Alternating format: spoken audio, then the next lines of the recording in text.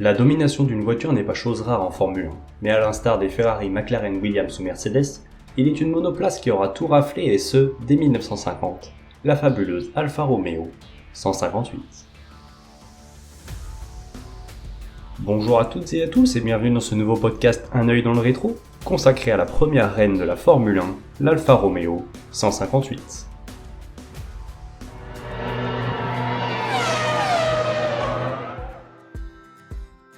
Mais avant de se plonger dans l'histoire de cette Italienne en championnat du monde de Formule 1, remontons à sa conception 13 ans plus tôt. Avant que la Seconde Guerre mondiale n'éclate, les courses automobiles connaissent un fort engouement auprès du public et les Alphas font souvent figure de favorites. Sous le régime nazi, l'Allemagne décide d'utiliser les sports mécaniques pour démontrer au monde sa puissance et sa supériorité dans tous les domaines avec ses Mercedes et Auto Union. Craignant d'être sèchement battus, les Italiens décidèrent de créer un tout nouveau modèle de course pour courir en classe voiturette, l'équivalent de la Formule 2 actuelle. Et c'est le département course de la firme milanaise qui se chargea de cette mission, son nom, la Scuderia Ferrari. Un nom déjà connu et reconnu à l'époque.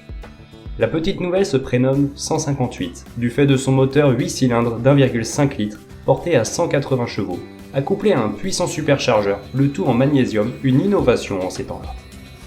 De ce fait, le bloc moteur ne pesait que 165 kg. Pour répartir le poids de la meilleure des manières, la boîte de vitesse se trouve à l'arrière, offrant une maniabilité exemplaire.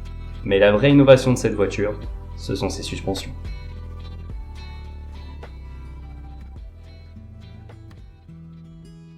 Quelques mois plus tard, l'Alfetta, nommé ainsi en raison de sa taille de guêpe, participe à sa première course le 7 août 1938 à Livourne. Le résultat est sans appel.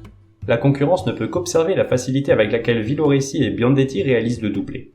Avec une évolution moteur portant la puissance à presque 200 chevaux, personne ne sait comment arrêter ces bolides rouges ornés du fameux trèfle. Mais en 1939, c'est la catastrophe. Au Grand Prix de Tripoli en Libye, un nouvel arrivant fait son entrée en voiturette, Mercedes. Les Italiens, qui pensaient être à l'abri d'une défaite face aux Allemands de la catégorie supérieure, voient débarquer une rivale de poids avec la W165.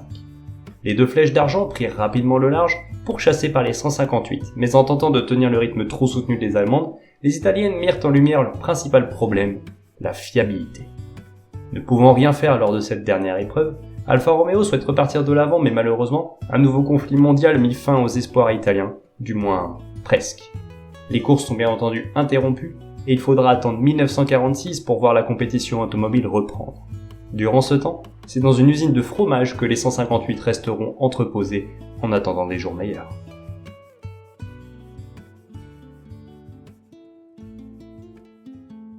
La première course après-guerre dans les rues de Paris ne sera pas une réussite, mais très vite, les 158 reprennent les devants. En 1947, les règlements évoluent et l'Alfetta passe à la catégorie supérieure, appelée Formule numéro 1. Dorénavant, le 8 cylindres dépasse les 300 chevaux, une prouesse à l'époque. Dès lors, les machines rouges deviennent imbattables et les succès sur la scène internationale se succèdent. Les bolides entreposés dans une usine de fromage durant la guerre deviennent des voitures de prédilection pour s'imposer et ce ne sont pas leurs pilotes qui avancent le contraire. Mais en 1948, une terrible tragédie touche la firme milanaise. Durant les essais du Grand Prix de Suisse, Varzi perd le contrôle de sa monoplace et percute un poteau avant de se retourner. L'accident lui est fatal. Quelques mois plus tard, c'est Wimille, un autre grand pilote Alfa Romeo, qui se tue au volant d'une Simca Gordini. Comme si cela ne suffisait pas, c'est le troisième pilote vedette, Trossi, qui décède à son tour, dévasté par le cancer. En moins d'un an, la firme milanaise aura perdu tous ses pilotes d'avenir. Avec une trésorerie elle aussi meurtrie, l'année 1949 sera désespérément vide.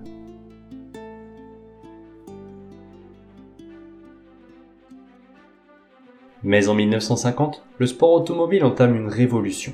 Désormais, sa catégorie majeure prend la dénomination de championnat du monde de Formule 1, l'aventure débutait enfin. Forte de son expérience en Grand Prix, Alfa Romeo se plaça immédiatement en favorite avec sa très performante 158. Désormais, la puissance grimpe à 350 chevaux pour à peine plus de 700 kg, un ratio incroyable à cette époque-ci. Pour mener à bien ces bolides, l'équipe dispose d'un trio à faire pâlir à la concurrence, le trio des F, Farina, Fangio, Fagioli. Et c'est le 13 mai 1950 que la toute première course du championnat du monde de Formule 1 se dispute sur le tracé anglais de Silverstone. Et pour cette première manche, on y retrouve du beau monde sur la grille de départ, à l'exception d'une grande absente, la Scuderia Ferrari.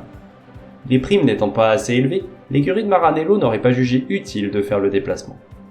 Reste qu'à côté des 158, les Maserati, Talbot, Hera et Alta sont bien présentes. Pour augmenter ses déjà fortes chances de l'emporter, Alfa Romeo engage une quatrième voiture aux mains de Parnell.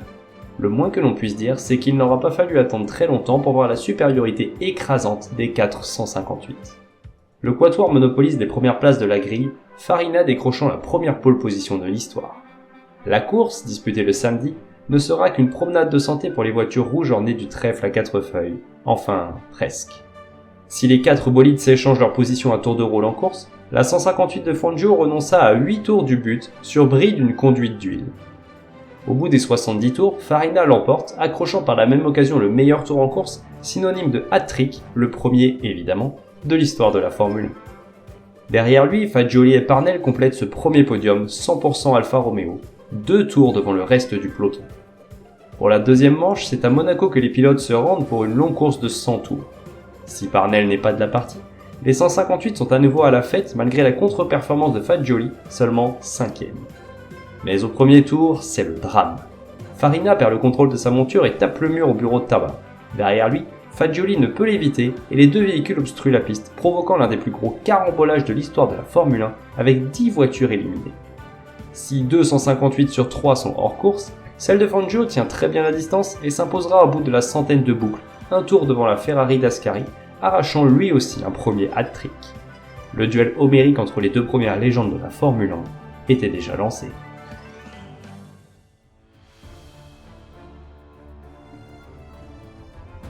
Dans les années 50, la Formule 1 avait la particularité d'inclure à son championnat la mythique épreuve des 500 miles d'Indianapolis, même si aucune équipe de Formule 1 n'y participe réellement. La course à la victoire reprend donc en Suisse, sur le tracé de Bremgarten. Une fois n'est pas coutume, c'est aux avant-postes que s'élancent les Alfa Romeo, et après les abandons successifs des Ferrari, l'ordre est donné de ralentir pour préserver la mécanique. Malheureusement, Fangio finira par renoncer sur ennui mécanique, laissant Farina en première place, s'envolant par la même occasion au championnat. Fagioli termine dans les roues de son compatriote, un tour devant Rosier et sa Talbot. Sur le très rapide mais dangereux circuit de Spa-Francorchamps, les 158 volent littéralement. Les 320 km/h sont allègrement dépassés, tout comme la concurrence, reléguée à plus de 10 secondes de la pole de Farina. Mais en course, un élément pourrait faire basculer la domination italienne, la consommation d'essence. L'Alfa est certes rapide et puissante, elle est aussi très gourmande et face à elle, l'armada de Talbot disposant d'un plus gros réservoir pourrait faire barrage. C'est ce qui se passa en course, Sommer prenant la tête à la faveur des arrêts au stand, mais très vite, l'ordre se rétablit, à l'exception de Farina, touché au niveau de la boîte de vitesse à 3 tours du but, ralliant l'arrivée en 4ème place à très basse vitesse. L'avant-dernière manche de la saison se dispute sur le circuit de Reims et une fois n'est pas coutume, les qualifications sont survolées par les 158. Si la concurrence ne peut rien faire en termes de chrono ou de rythme, reste l'inconnue fiabilité faisant défaut à chaque course depuis le début de la saison. Une nouvelle fois, c'est Farina qui est touché, sa pompe à essence faisant des siennes. Il terminera classé 7ème, mais hors des points. Devant, c'est Fangio qui soulève le trophée du vainqueur, juste devant Fagioli. C'est donc lors de l'ultime manche à Monza que le premier titre de champion du monde de Formule 1 sera décerné. À domicile, Alfa Romeo veut en mettre plein la vue aux tifosi venus en nombre et espère surtout battre, avec la manière, Ferrari et Maserati. Pour cela, ce ne sont pas moins de 558 qui prennent part à la course, Sanesi et Taruffi étant à leur volant. Mais en qualification, la sanction est proche. Si Fangio réalise le meilleur temps, il ne devance la Ferrari d'Ascari que d'un petit dixième.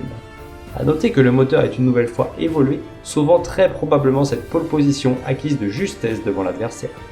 Dès le départ, Farina saute tout le monde et s'empare du commandement, et après quelques tours, le premier abandon Alfa Romeo est prononcé. C'est celui de Sanesi dont le moteur rend l'âme. Mais quelques boucles plus tard, c'est Ascari qui crée la surprise, récupérant la première place à son compatriote avant de redescendre au second rang, puis d'abandonner sur casse-moteur. Quelques instants plus tard, coup de théâtre. Fangio est au ralenti, boîte de vitesse cassée. Mais comme le règlement l'autorise, l'Argentin obtient une seconde chance en prenant le volant de la monture de Taruffi et repart à la chasse à la victoire. Malheureusement pour lui, celle-ci céda également après la mi-course, ruinant totalement ses espoirs de sacre. C'est donc en logique vainqueur que Farina croise la ligne d'arrivée, remportant par la même occasion le premier championnat du monde de Formule 1. Si Fagioli termine 3ème, la seconde place du tandem Ascari-Serafini fut plus inquiétante que prévu.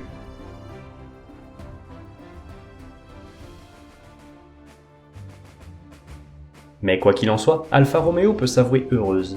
Leur monoplace aura gagné toutes les épreuves auxquelles elle aura participé en Formule 1, prouesse égalée par une seule autre voiture, la fameuse Brabham BT46B. En réalisant toutes les pole positions et toutes les victoires de 1950 si l'on écarte l'atypique course d'Indianapolis, l'Alfa Romeo 158 se sera révélée comme l'une des plus incroyables voitures de l'histoire. Le championnat du monde des constructeurs n'étant pas encore inventé, la firme milanaise ne coûtera jamais aux joies de titre de champion, et pour cause, jamais elle ne reviendra à ce niveau de performance, se retrouvant dépassée par les Ferrari dès 1951. Si la 159 de 1951 est une grosse évolution de la 158, elle n'atteindra jamais le niveau de sa prédécesseur.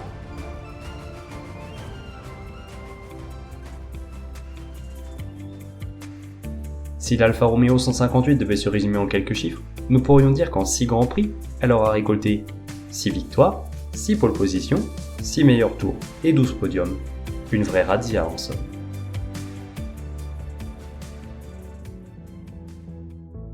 Pour en savoir davantage sur toute l'histoire de la Formule 1, rendez-vous sur le site internet unoeildanslerétro 1.wixit.com/unoeildanslerétro, sur les réseaux sociaux Facebook et Instagram. Et quant à moi, je vous dis à bientôt pour un nouveau coup d'œil dans le rétro.